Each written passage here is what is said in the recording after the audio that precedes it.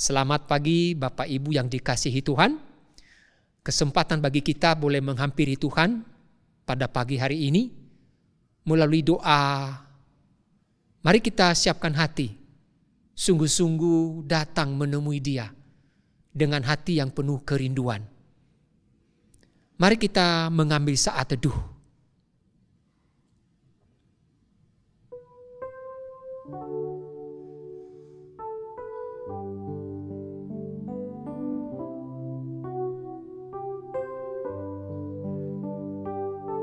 Bapa, ini kami semua. Kami mau menghampiri Engkau. Layakan kami boleh menikmati duduk di depan kaki-Mu seperti Maria. Berikan kami hati yang rindu mendengar suara-Mu. Sekalian juga kami mengungkapkan isi hati kami. Kami naikkan pujian. Berkenanlah Engkau menerimanya. Dan sekali lagi Roh Kudus yang memimpin setiap kami. Agar kami sungguh orang yang berdoa yang berkenan di hadapan-Mu. Pimpin rangkaian ibadah doa pagi ini dari awal sampai akhir. Dalam nama Yesus kami berdoa dan bersyukur. Amin. Mari kita akan satu pujian, kita agungkan nama Tuhan, ingat akan nama Yesus. Ingat akan nama Yesus, kamu yang menanggung berat.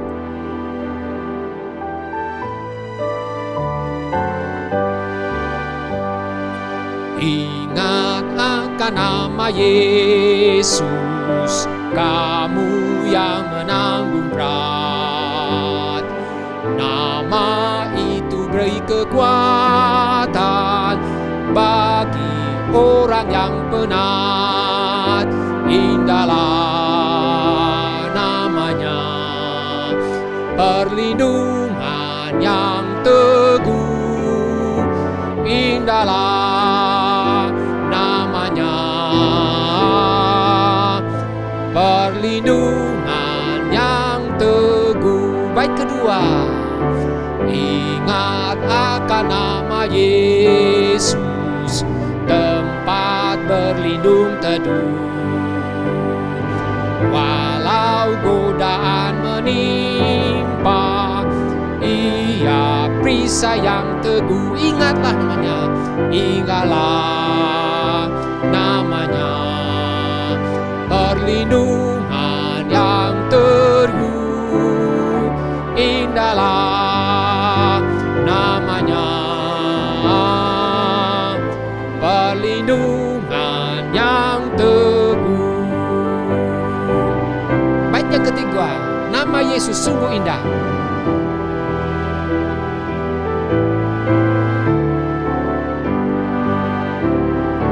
Nama Yesus sungguh indah, menggemarkan jiwaku. Dia selalu beri kekuatan, kau mau puji nama-Mu. Indahlah namanya, perlindungan yang teguh. Indahlah namanya, perlindungan yang teguh. Mari kita kembali berdoa untuk agar Tuhan memimpin pembacaan dan perenungan firman Tuhan. Bapa, sebentar lagi kami akan merenungkan firman-Mu untuk mendasari persekutuan doa saat ini. Kami mohon Roh Kudus yang bekerja agar membuka hati dan pikiran kami, menuntun kami untuk mengerti. Dan kami rindu kemudian kami menghidupinya. Sebelumnya berbicaralah kepada kami ya Tuhan. Kami membutuhkan firman-Mu agar kami menjadi orang-orang yang sungguh berkenan di hadapan-Mu. Berkati kami semuanya, baik yang mendengar maupun hamba-Mu yang menyampaikan. Dalam nama Yesus kami bersyukur dan berdoa. Amin. Bapak Ibu, yang mendasari doa kita saat ini, saya ambil dari satu bagian firman Tuhan. Kejadian pasal 39 ayat 1 sampai ayat 11 sampai 22. Kejadian 39 ayat 11 sampai 22. Saya bacakan kepada kita secara pelan-pelan. Demikian, pada suatu hari masuklah Yusuf ke dalam rumah untuk melakukan pekerjaannya. Sedang dari seisi rumah itu seorang pun tidak ada di rumah. Lalu perempuan itu, yaitu istrinya Potifar, memegang baju Yusuf sambil berkata, "Marilah tidur dengan aku." Tetapi Yusuf menanggalkan bajunya di tangan perempuan itu dan lari keluar. Ketika dilihat perempuan itu bahwa Yusuf meninggalkan bajunya dalam tangannya dan telah lari keluar, dipanggilnyalah seisi rumah itu, lalu katanya kepada mereka, "Lihat, dibawanya kemari seorang Ibrani supaya orang ini dapat mempermainkan kita. Orang ini mendekati aku untuk tidur dengan aku, tetapi aku berteriak-teriak dengan suara keras. Dan ketika didengarnya bahwa aku berteriak-teriak keras-kerasnya, ditinggalkannya lah bajunya kepadaku. Lalu ia lari keluar.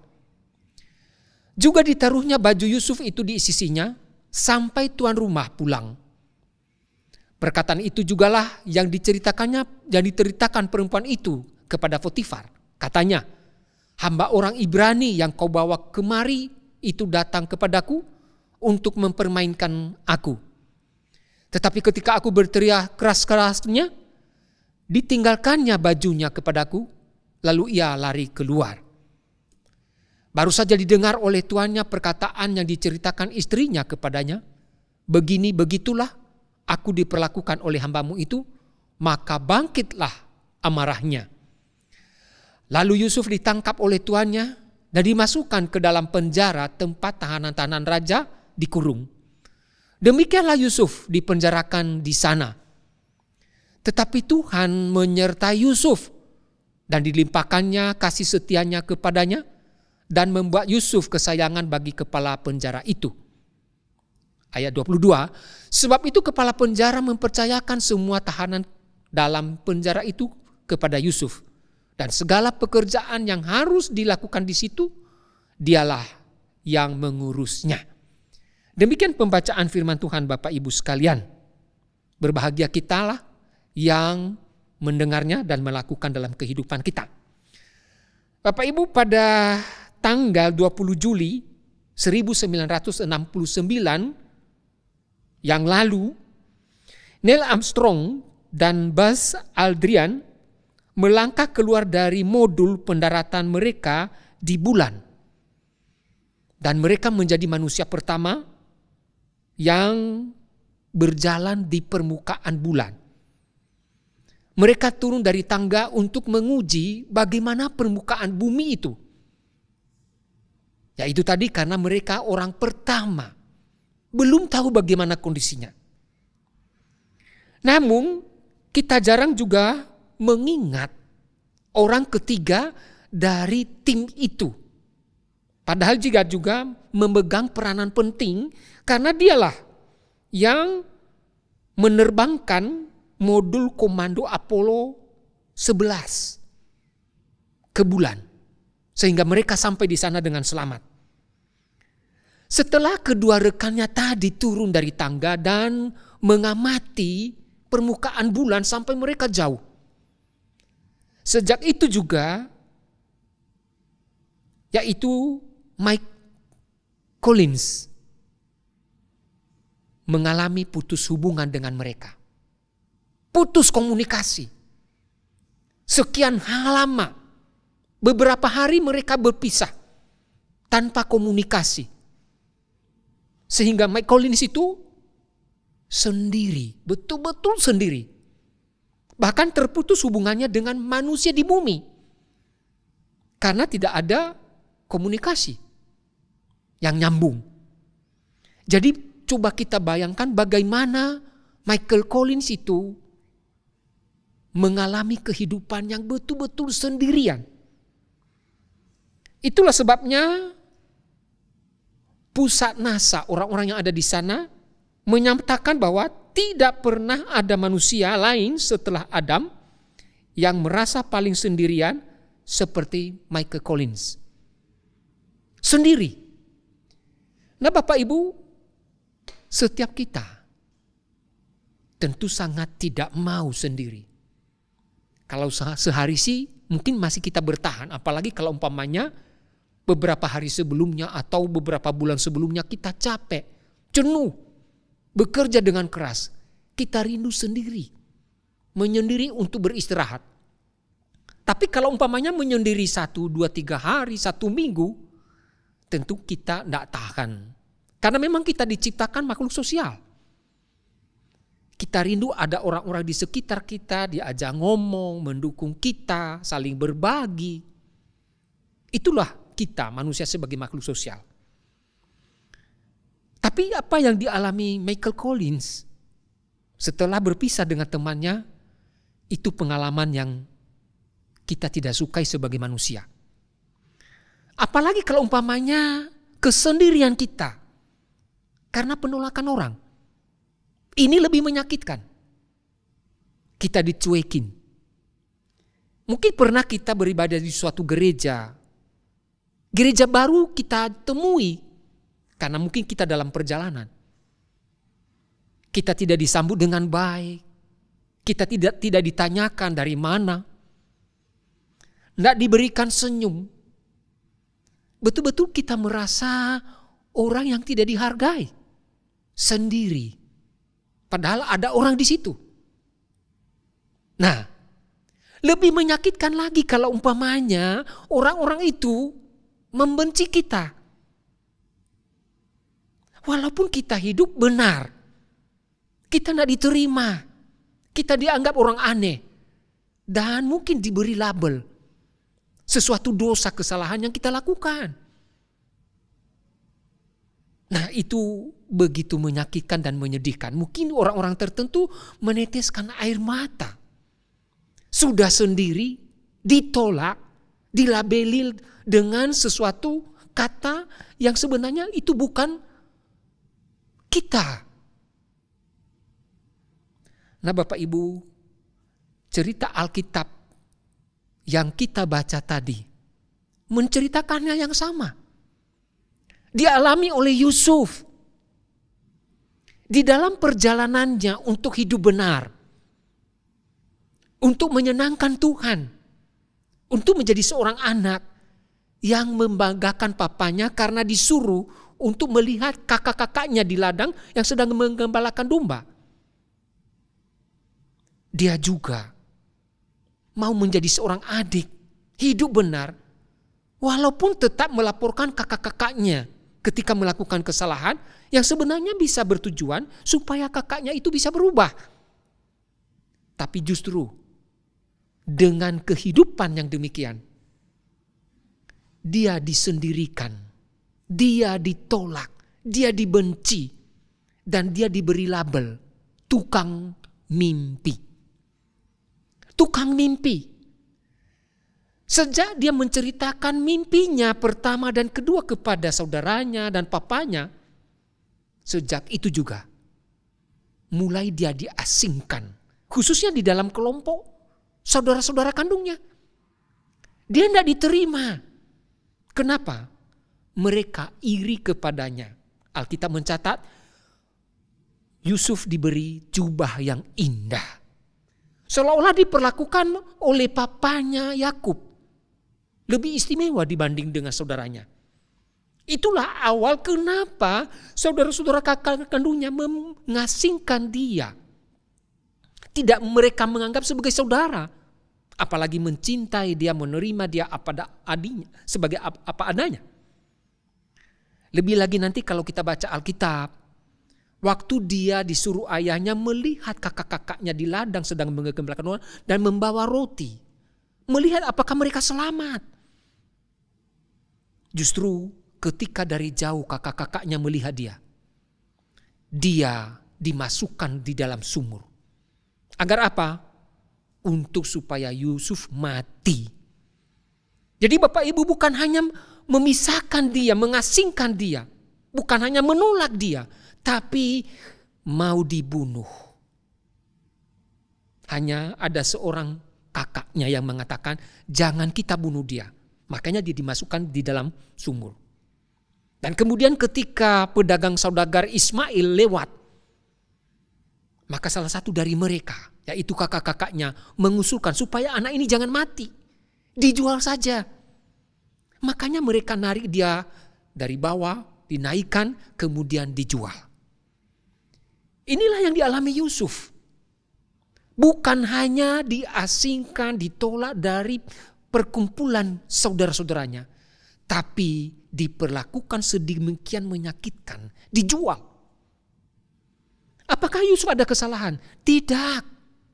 Dia hanya menceritakan mimpinya yang sebenarnya merupakan rancangan Allah yang akan Allah lakukan di dalam kehidupan Yusuf untuk menyelamatkan keluarga ini nanti di dalam kelaparan. Tapi kenapa dia dicelakakan begini? Inilah yang sering dialami oleh orang-orang yang berkenan kepada Tuhan, yang berjuang untuk hidup benar. Sering diasingkan, sering ditolak, sering dianggap aneh dan dilabeli sebutan-sebutan tertentu. Padahal itu tidak mewakili dirinya. Tentu itu sangat menyakitkan. Sendirian. Tidak ada yang diajak ngomong. Tidak ada yang mendukung. Tidak ada yang menghibur. Itulah yang dialami Yusuf. Dan itu juga yang dialami oleh anak-anak Tuhan sampai sekarang ketika berdiri di jalan yang benar. Nah Bapak Ibu, ceritanya berlanjut ketika nanti Yusuf sampai di Mesir dibawa oleh pedagang Ismail ini dijual kepada Potifar.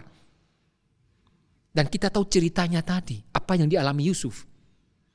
Setelah dia dipercayakan karena Tuhan menyertai dia, segala pekerjaan yang ada di rumah kecuali istri Potifar. Justru keluarga ini mengalami berkat Tuhan. Tapi ada sisi kegelapan yang mau menyerang Yusuf. Apa? Istri Potifar. Dia melihat Yusuf mungkin cakep orangnya, penampilannya ganteng. Di sisi lain suaminya sering ngantor. Sehingga kehilangan kebersamaan. Justru karena Yusuf ada di rumah, kebersamaan dengan Yusuf dengan istri Potifar lebih sering. Maka di situ ada kesempatan, kuasa gelap mau menjatuhkan Yusuf melalui istri Potifar, mengajak dia tidur. Tetapi Yusuf yang berjuang untuk hidup benar, memperkenankan hati Tuhan, tidak mau melakukan itu. Dan justru itulah yang membuat dia mengalami celaka, mengalami pergumulan. Karena dia difitnah oleh istri Firaun.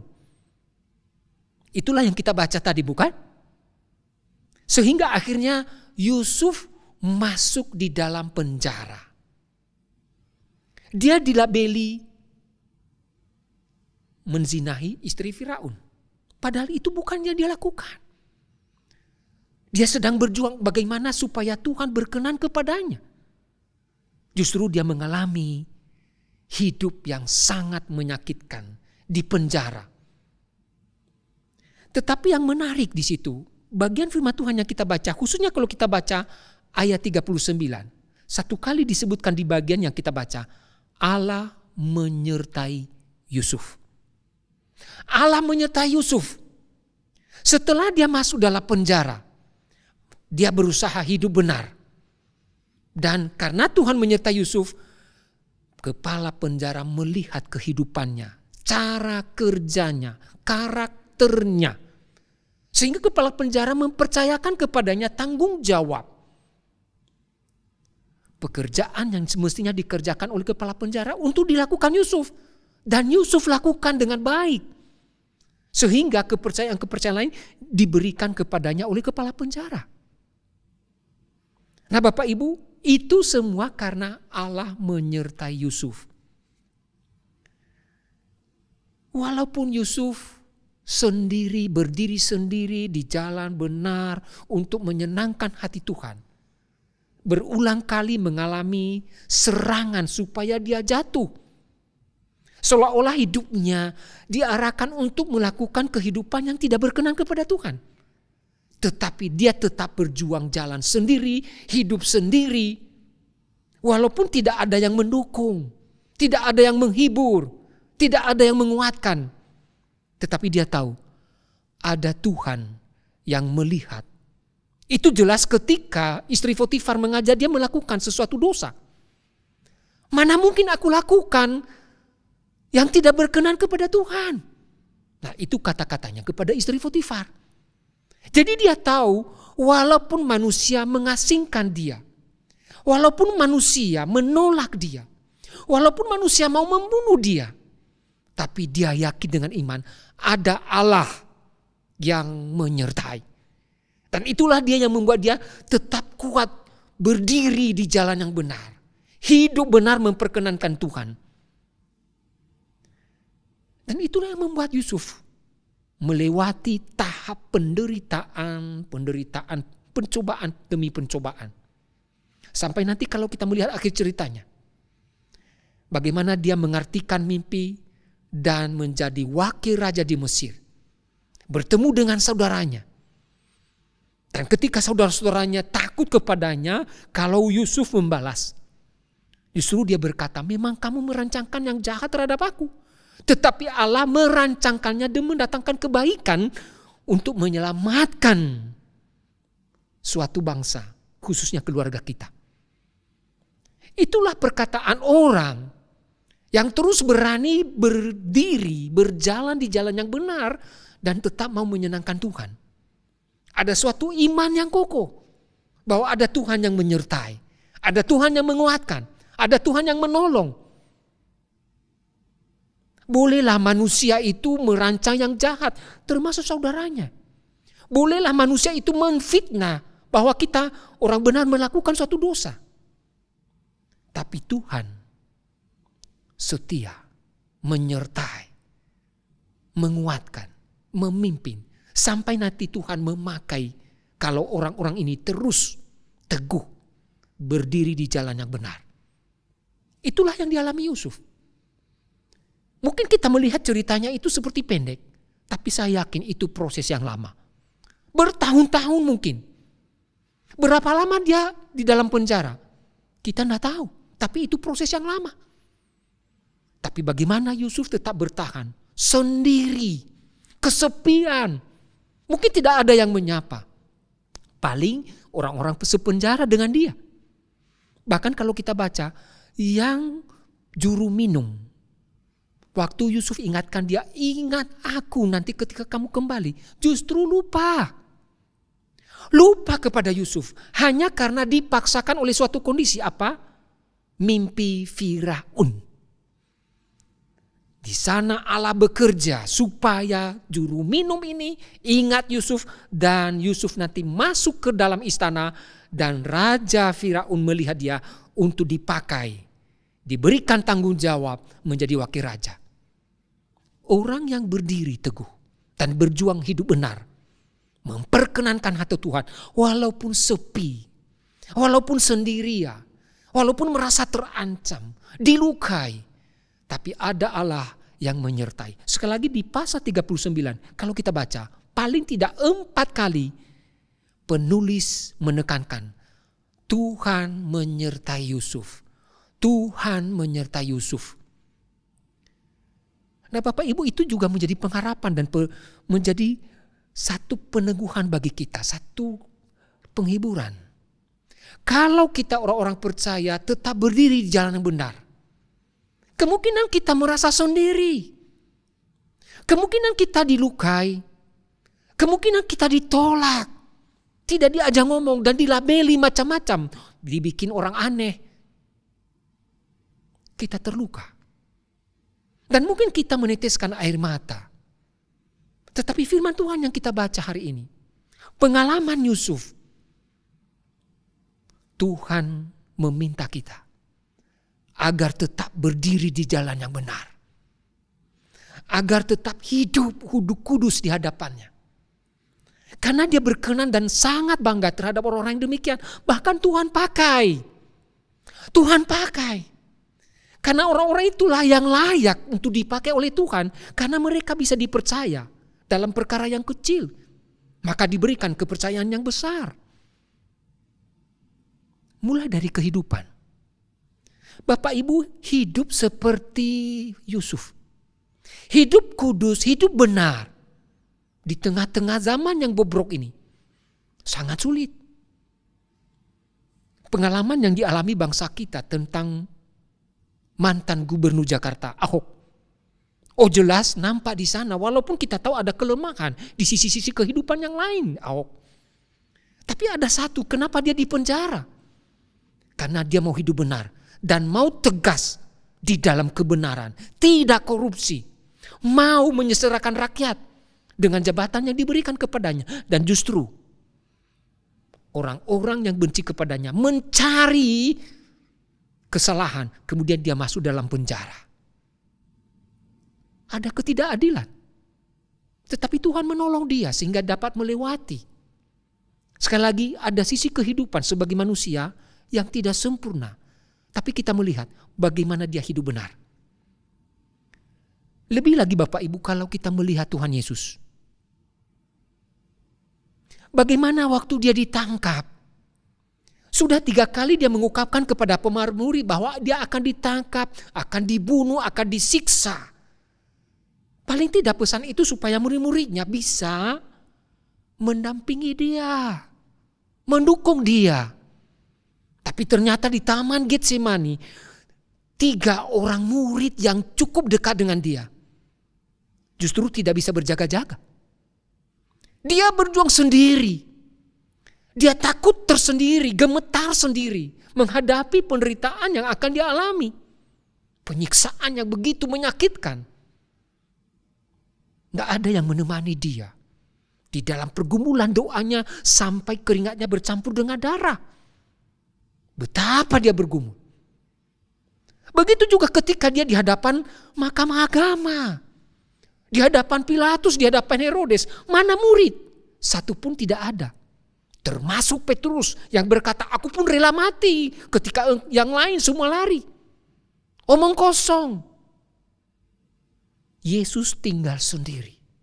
Dan berjuang sendiri. Untuk menghadapi pengadilan yang tidak adil. Lebih lagi nanti ketika dia disalibkan. Murid-murid pada sudah pergi. Bahkan ketika Yesus sudah bangkit. Sebelum dia menampakkan diri, murid-murid sudah lari. Mereka menjadi seorang nelayan kembali kepada tugas. Seperti sedia kala. Kenapa?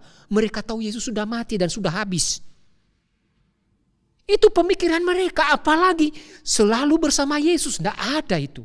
Kenapa? Mereka takut. Terancam dibunuh. Yesus, guru mereka sudah dibunuh. Apalagi mereka. Kita tahu cerita di dalam Kisah Para Rasul.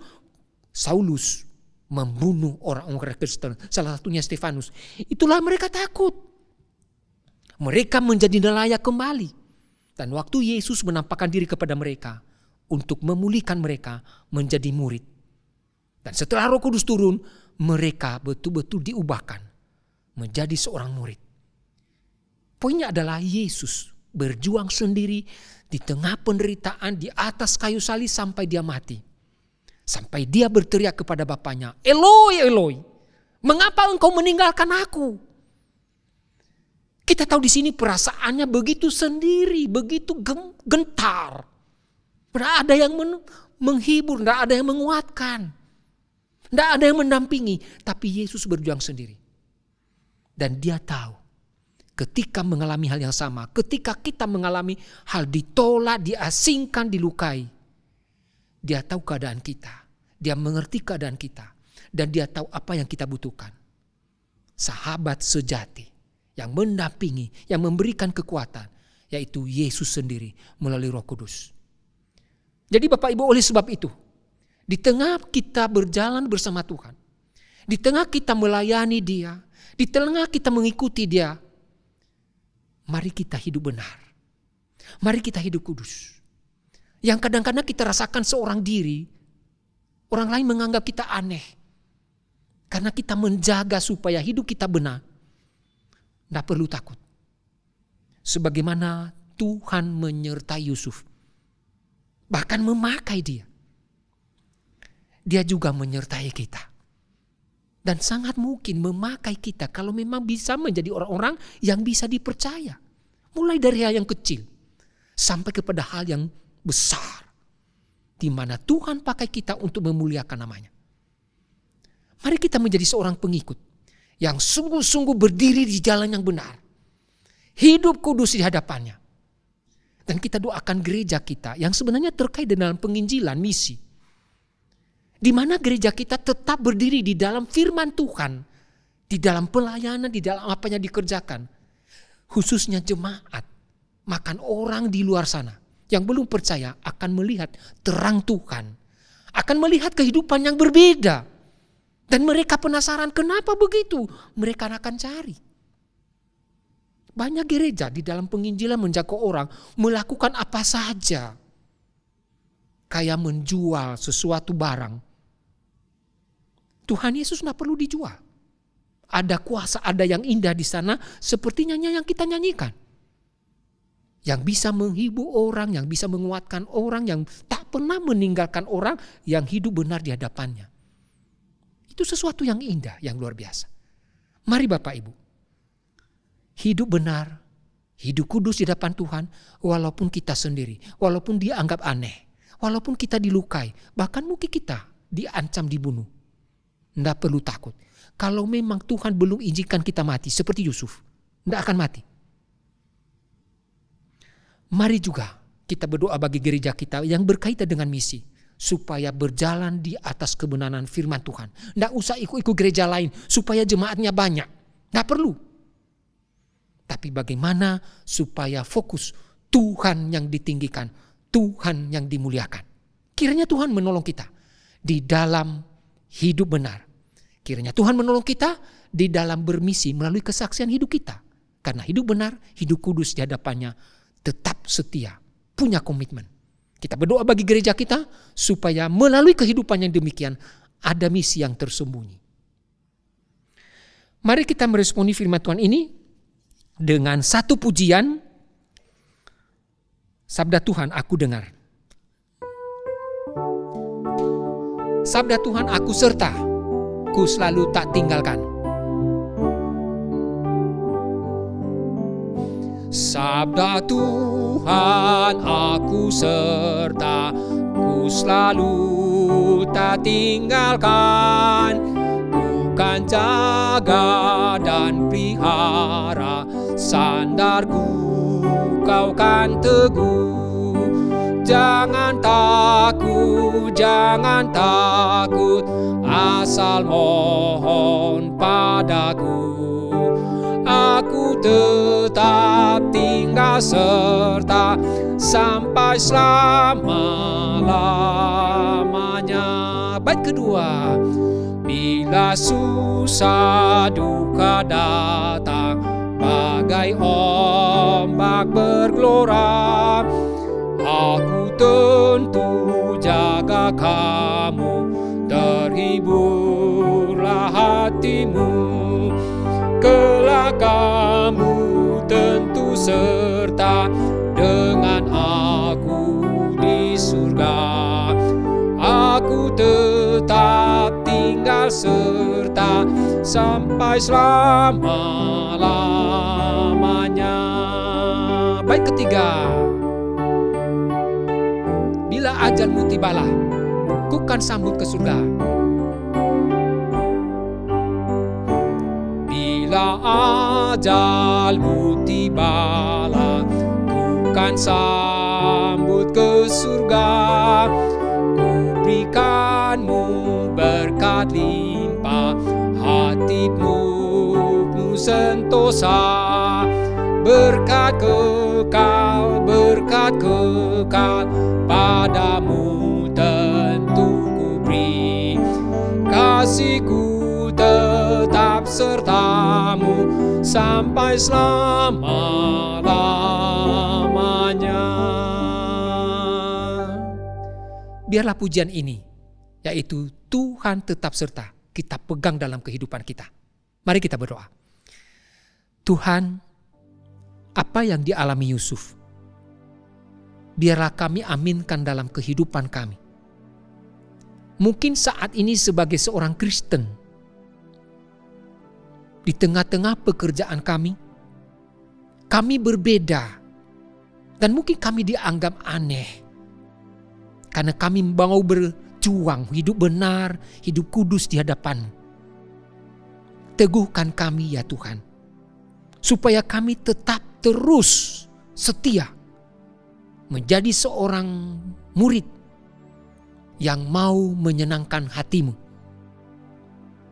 Mungkin juga kami di tengah pelayanan yang Tuhan percayakan. Kami tetap dengan tekad yang kuat hanya mau menyenangkan hati-Mu. Biarlah kami tidak kompromi ya Tuhan. Supaya kami tidak mencari kepentingan diri sendiri. Supaya kami tidak mencari untuk menyenangi orang lain, diterima orang lain. Tetapi kami tetap melakukannya hanya karena Engkau. Tolong kami ya Tuhan. Mungkin jaga kami di tengah keluarga, di tengah kelompok persaudaraan, di mana hanya kami yang percaya kepada Engkau. Tolong kami, supaya kami tetap hanya hidup benar di hadapan-Mu. Mungkin juga ada di antara kami ya Tuhan, karena mengalami pergumulan sakit penyakit, ada pencobaan supaya kami mencari kesembuhan dengan cara lain. Teguhkan kami, agar kami tetap yakin dan mengimani bahwa seperti Yusuf, Allah menyertai. Dan pada waktunya nanti ada tangan Tuhan yang terulur menolong kami. Ini kami Tuhan. Sertai kami khususnya yang ikut doa saat ini. Yang mengalami pergumulan. Teguhkan kami, Engkau Allah yang setia. Inilah doa kami. Yang kami panjatkan dalam nama Yesus Kristus Juru Selamat kami yang hidup. Bapak Ibu, mari kita panjatkan beberapa pokok doa syafaat. Kita berdoa dengan pokok doa seperti tadi untuk seluruh jemaat gereja kita, baik di pusat maupun di pos-pos PI. Agar mereka tetap teguh setia, hidup benar, mau berjuang untuk hidup sesuai dengan firman Tuhan. Khususnya di pos-pos PI lingkungan mereka minoritas. Justru mereka ditantang bagaimana mereka hidup sesuai dengan firman Tuhan. Tidak menggosip, tidak mencuri, tidak korupsi. Kita doakan agar mereka tetap kuat. Mari kita berdoa juga di tengah pekerjaan mereka. Ada godaan-godaan seperti itu. Supaya tidak hidup sebagai seorang murid. Mari kita doakan supaya Tuhan berikan kekuatan. Tuhan ingatkan melalui berbagai cara. Mari kita doakan pokok doa ini. Bapa, kami berdoa bagi seluruh jemaat-Mu baik di pos-pos PI maupun di pusat. Di tengah-tengah kehidupan menjadi seorang murid, di tengah keluarga, di tengah pekerjaan. Mungkin mereka hanya seorang diri yang percaya kepada Engkau. Ya Tuhan, tolong mereka. Mungkin mereka dianggap aneh, mungkin mereka sulit berkomunikasi karena ada perbedaan yang sangat menyolok. Kami berdoa bagi seluruh jemaat-Mu, teguhkan mereka ya Tuhan. Agar mereka tetap hanya hidup benar. Sambil mereka berusaha untuk melakukan pendekatan komunikasi kepada orang-orang di sekitar mereka. Tuhan, secara khusus kami berdoa bagi jemaat pos-pos PI yang dimana mereka hidup di tengah-tengah orang banyak yang belum percaya kepada Engkau. Bagaimana mereka bekerja, bagaimana mereka berjualan, bagaimana mereka berbisnis. Biarlah mereka melakukannya seperti yang Tuhan mau. Beri mereka kekuatan untuk itu Tuhan. Mungkin mereka sulit untuk mendapat untung. Mungkin mereka sulit untuk mendapat kesempatan. Tetapi biarlah mereka menantikan Tuhan. Mereka tetap mau hidup benar. Tuhan tolong mereka. Beri kekuatan, berikan penghiburan. Kami juga berdoa bagi orang-orang Kristen di seluruh dunia. Kehidupan yang sama mungkin mereka alami. Apalagi di tengah-tengah minoritas akan kehidupan mereka. Apalagi ada penganiayaan, Tuhan lindungi dan jagai mereka. Dan teguhkan mereka, ingatkan mereka apa yang dialami Yusuf, supaya mereka tetap kuat sampai akhir hidup mereka hanya setia menjadi seorang murid. Terima kasih Tuhan Yesus. Dalam nama-Mu kami serahkan doa ini.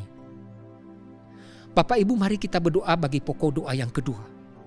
Kita doakan bagi RAT yang dilaksanakan nanti hari Minggu.